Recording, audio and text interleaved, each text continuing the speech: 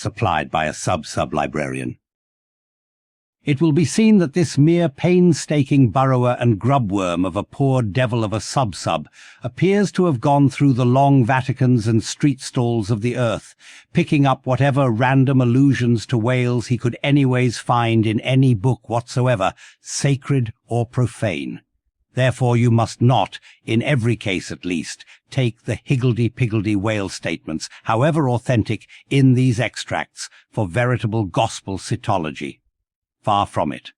As touching the ancient authors generally, as well as the poets here appearing, these extracts are solely valuable or entertaining, as affording a glancing bird's-eye view of what has been promiscuously said, thought, fancied and sung of Leviathan by many nations and generations, including our own.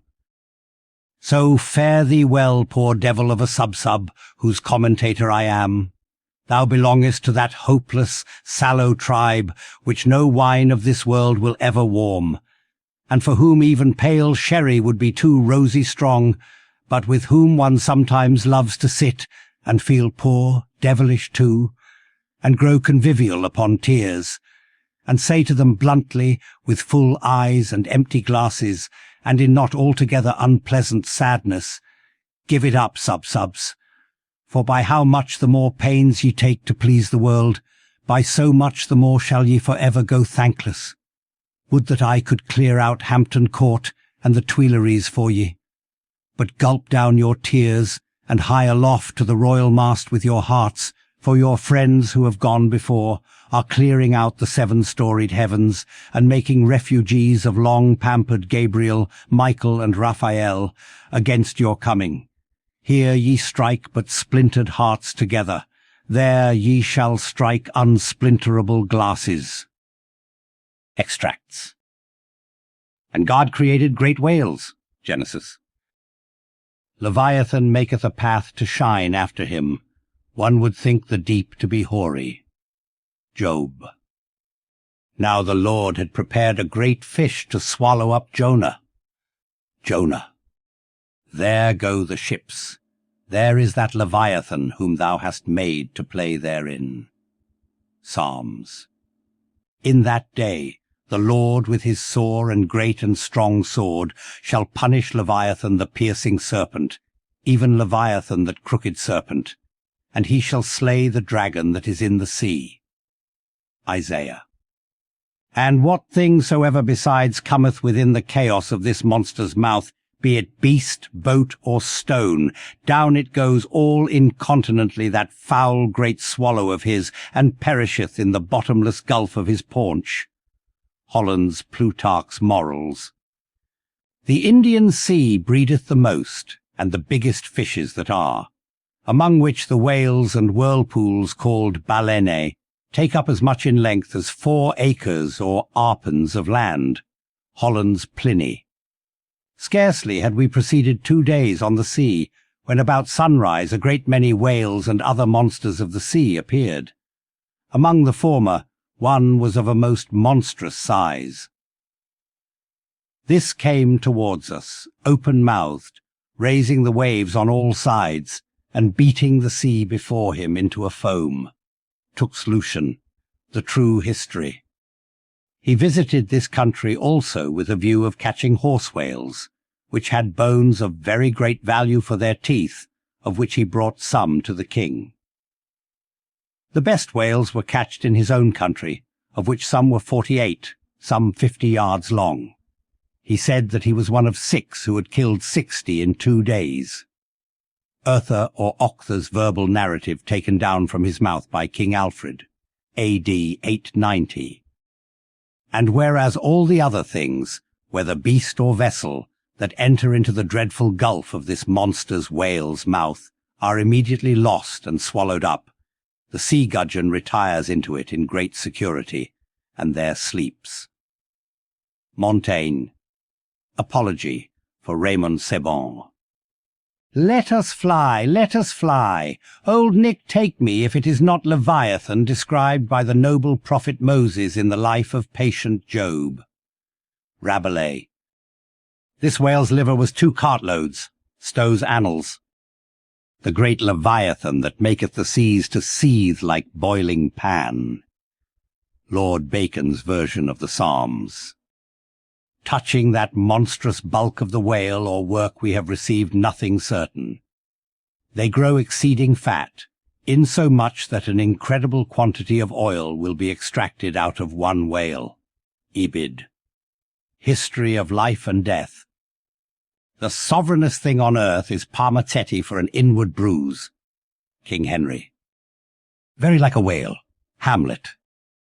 Which to recure, no skill of leech's art mote him avail, but to return again to his wound's worker, that with lovely dart, dinting his breast, had bred his restless pain, like as the wounded whale to shore flies from the main. The Fairy Queen. Immense as whales, the motion of whose vast bodies can in a peaceful calm trouble the ocean till it boil. Sir William Davenant. Preface to Gondibert. What spermaceti is, men might justly doubt, since the learned Hoffmanus in his work of 30 years saith plainly, Nestio quid sit. Sir T. Brown. Of spermaceti and the spermaceti whale. Vide his V.E. Like Spencer's Talus with his iron flail, he threatens ruin with his ponderous tail. Their fixed javelins in his side he wears, and on his back a grove of pikes appears. Walter's Battle of the Summer Islands. By art is created that great Leviathan, called a commonwealth or state, in Latin civitas, which is but an artificial man. Opening sentence of Hobbes's Leviathan. Silly Munsell swallowed it without chewing, as if it had been a sprat in the mouth of a whale. Holy war! That sea-beast Leviathan, which God of all his works created hugest, that swim the ocean stream.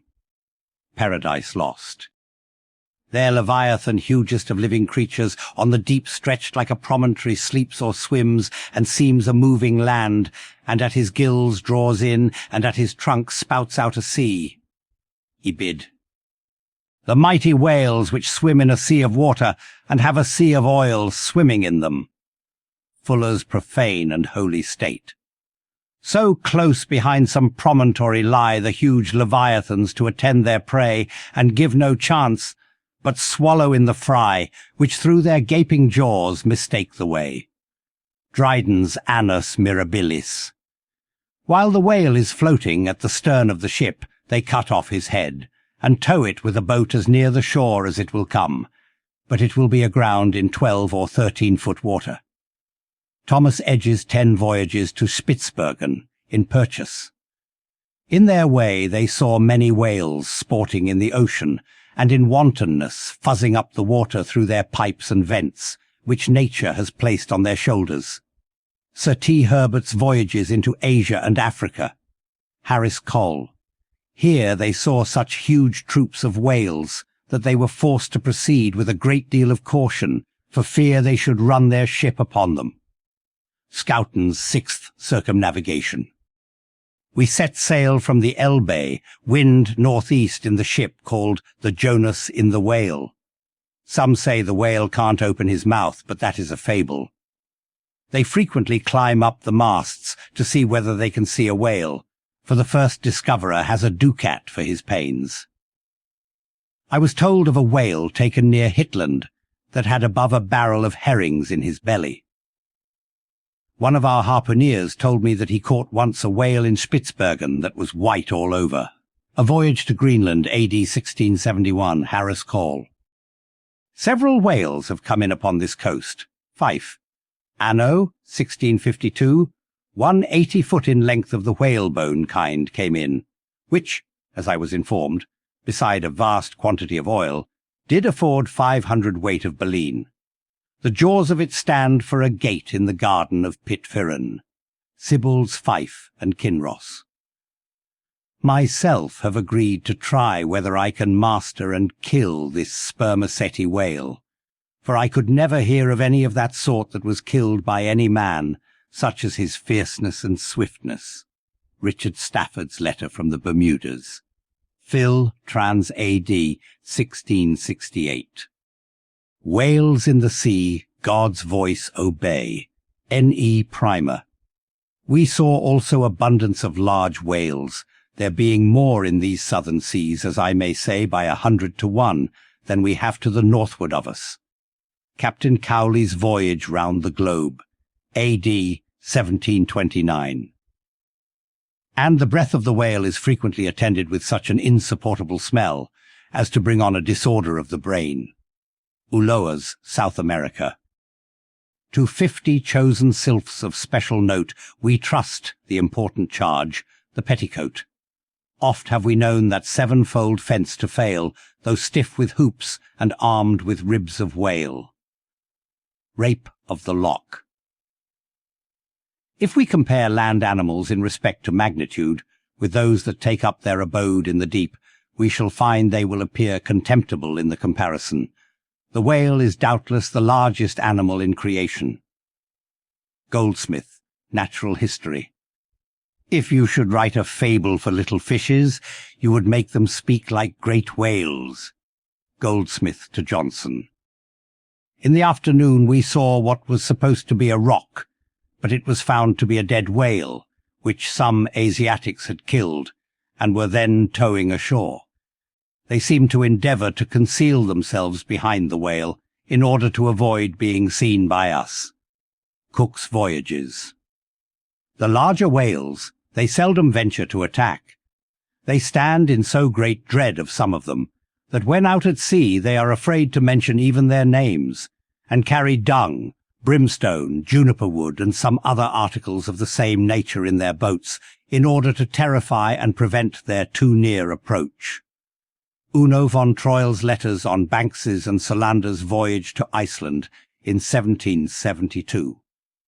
The spermaceti whale found by the Nantukois is an active, fierce animal and requires vast address and boldness in the fisherman. Thomas Jefferson's Whale Memorial to the French Minister in 1788. And pray, sir, what in the world is equal to it? Edmund Burke's reference in Parliament to the Nantucket whale fishery. Spain, a great whale stranded on the shores of Europe. Edmund Burke. Somewhere. A 10th branch of the King's ordinary revenue, said to be grounded on the consideration of his guarding and protecting the seas from pirates and robbers, is the right to royal fish, which are whale and sturgeon. And these, when either thrown ashore or caught near the coasts, are the property of the King. Blackstone. Soon to the sport of death the crews repair. Rodmond, unerring o'er his head suspends the barbed steel, and every turn attends. Falconer's Shipwreck. Bright shone the roofs, the domes, the spires, and rockets flew self-driven to hang their momentary fires amid the vault of heaven. So fire with water to compare. The ocean serves on high, upspouted by a whale in air, to express unwieldy joy. Cowper, on the Queen's visit to London. 10 or 15 gallons of blood are thrown out of the heart at a stroke, with immense velocity. John Hunter's account of the dissection of a whale, a small-sized one. The aorta of a whale is larger in the bore than the main pipe of the waterworks at London Bridge, and the water roaring in its passage through that pipe is inferior in impetus and velocity to the blood gushing from the whale's heart. Paley's Theology. The whale is a mammiferous animal without hind feet. Baron Cuvier. In 40 degrees south we saw spermaceti whales, but did not take any till the 1st of May, the sea being then covered with them. Colnett's Voyage for the purpose of extending the spermaceti whale fishery. In the free element beneath me swam, floundered and dived, in play, in chase, in battle, fishes of every colour, form, and kind, which language cannot paint and mariner had never seen. From dread Leviathan to insect, millions peopling every wave, gathered in shoals immense, like floating islands, led by mysterious instinct through that waste and trackless region, though on every side assaulted by voracious enemies, whales, sharks, and monsters, armed in front or jaw, with swords, saws, spiral horns, or hooked fangs. Montgomery's world before the flood. Io, Paean, Io, sing to the finny people's king. Not a mightier whale than this in the vast Atlantic is. Not a fatter fish than he flounders round the polar sea. Charles Lamb's Triumph of the Whale. In the year 1690, some persons were on a high hill observing the whales spouting and sporting with each other, when one observed, "There, pointing to the sea, is a green pasture where our children's grandchildren will go for bread." Obed Macy's History of Nantucket. I built a cottage for Susan and myself, and made a gateway in the form of a Gothic arch by setting up a whale's jawbones. Hawthorne's Twice-Told Tales. She came to bespeak a monument for her first love, who had been killed by a whale in the Pacific Ocean no less than 40 years ago. Ibid. "No, sir, 'tis a right whale," answered Tom. "I saw his spout. He threw up a pair of as pretty rainbows as a Christian would wish to look at. He's a raal oil butt, that fellow." Cooper's Pilot. The papers were brought in, and we saw in the Berlin Gazette that whales had been introduced on the stage there. Eckermann's Conversations with Goethe. "My God! Mr. Chase, what is the matter?" I answered. "We have been stove by a whale." Narrative of the shipwreck of the whale ship Essex of Nantucket, which was attacked and finally destroyed by a large sperm whale in the Pacific Ocean. By Owen Chase of Nantucket, first mate of said vessel, New York, 1821. A mariner sat on the shrouds one night. The wind was piping free. Now bright, now dimmed, was the moonlight pale, and the phosphor gleamed in the wake of the whale as it floundered in the sea. Elizabeth Oakes Smith. The quantity of line withdrawn from the different boats engaged in the capture of this one whale amounted altogether to 10,440 yards, or nearly 6 English miles. Sometimes the whale shakes its tremendous tail in the air, which, cracking like a whip, resounds to the distance of 3 or 4 miles. Scoresby. Mad with the agonies he endures from these fresh attacks, the infuriated sperm whale rolls over and over. He rears his enormous head, and with wide expanded jaw snaps at everything around him. He rushes at the boats with his head. They are propelled before him with vast swiftness, and sometimes utterly destroyed. It is a matter of great astonishment that the consideration of the habits of so interesting and, in a commercial point of view, of so important an animal as the sperm whale should have been so entirely neglected, or should have excited so little curiosity among the numerous and many of them competent observers, that of late years must have possessed the most abundant and the most convenient opportunities of witnessing their habitudes. Thomas Beale's History of the Sperm Whale, 1839. The cachalot, sperm whale, is not only better armed than the true whale, Greenland or right whale, in possessing a formidable weapon at either extremity of its body, but also more frequently displays a disposition to employ those weapons offensively, and in a manner at once so artful, bold, and mischievous, as to lead to its being regarded as the most dangerous to attack of all the known species of the whale tribe. Frederick de Bell Bennett's Whaling Voyage Round the Globe, 1840. October 13. "There she blows," was sung out from the masthead. "Where away?" demanded the captain. "3 points off the lee bow, sir." "Raise up your wheel." "Steady." "Steady, sir." "Masthead ahoy! Do you see that whale now?" "Aye, aye, sir. A shoal of sperm whales. There she blows. There she breaches." Sing out every time. "Aye, aye, sir. There she blows. There, thar she blows. Bows." "How far off?" 2.5 miles. Thunder and lightning, so near, call all hands. J. Ross Brown's Etchings of a Whaling Cruise, 1846. The whale ship Globe, on board of which vessel occurred the horrid transactions we are about to relate, belonged to the island of Nantucket. Narrative of the Globe Mutiny, by Leigh and Hussey, survivors. A.D. 1828. Being once pursued by a whale which he had wounded, he parried the assault for some time with a lance. But the furious monster at length rushed on the boat, himself and comrades only being preserved by leaping into the water when they saw the onset was inevitable. Missionary Journal of Tyerman and Bennett. Nantucket itself, said Mr. Webster, is a very striking and peculiar portion of the national interest. There is a population of 8,000 or 9,000 persons living here in the sea, adding largely every year to the national wealth by the boldest and most persevering industry. Report of Daniel Webster's speech in the U.S. Senate on the application for the erection of a breakwater at Nantucket. 1828. The whale fell directly over him, and probably killed him in a moment. The Whale and His Captors, or the Whaleman's Adventures and the Whale's Biography, as gathered on the homeward cruise of the Commodore Preble. By Reverend Henry T. Cheever.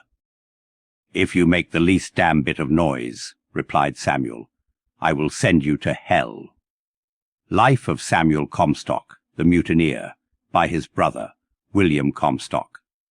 Another version of the whale ship Globe narrative. The voyages of the Dutch and English to the Northern Ocean, in order, if possible, to discover a passage through it to India, though they failed of their main object, laid open the haunts of the whale. McCulloch's Commercial Dictionary. These things are reciprocal.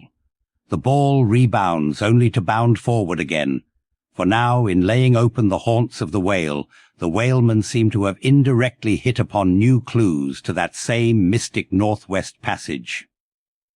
From Something Unpublished. It is impossible to meet a whale ship on the ocean without being struck by her mere appearance. The vessel under short sail, with lookouts at the mastheads, eagerly scanning the wide expanse around them, has a totally different air from those engaged in a regular voyage. Currents and Whaling, USXX. Pedestrians in the vicinity of London and elsewhere may recollect having seen large curved bones set upright in the earth, either to form arches over gateways or entrances to alcoves, and they may perhaps have been told that these were the ribs of whales. Tales of a Whale Voyager to the Arctic Ocean. It was not till the boats returned from the pursuit of these whales that the whites saw their ship in bloody possession of the savages enrolled among the crew. Newspaper account of the taking and retaking of the whale ship Hobomok. It is generally well known that out of the crews of whaling vessels, American, few ever return in the ships on board of which they departed. Cruise in a whaleboat. Suddenly, a mighty mass emerged from the water and shot up perpendicularly into the air. It was the whale. Miriam Coffin, or the whale fisherman. The whale is harpooned, to be sure, but bethink you how you would manage a powerful unbroken colt with the mere appliance of a rope tied to the root of his tail. A chapter on whaling in ribs and trucks. On one occasion, I saw two of these monsters, whales, probably male and female, slowly swimming, one after the other, within less than a stone's throw of the shore, Terra del Fuego, over which the beech tree extended its branches. Darwin's Voyage of a Naturalist. "Stern all!"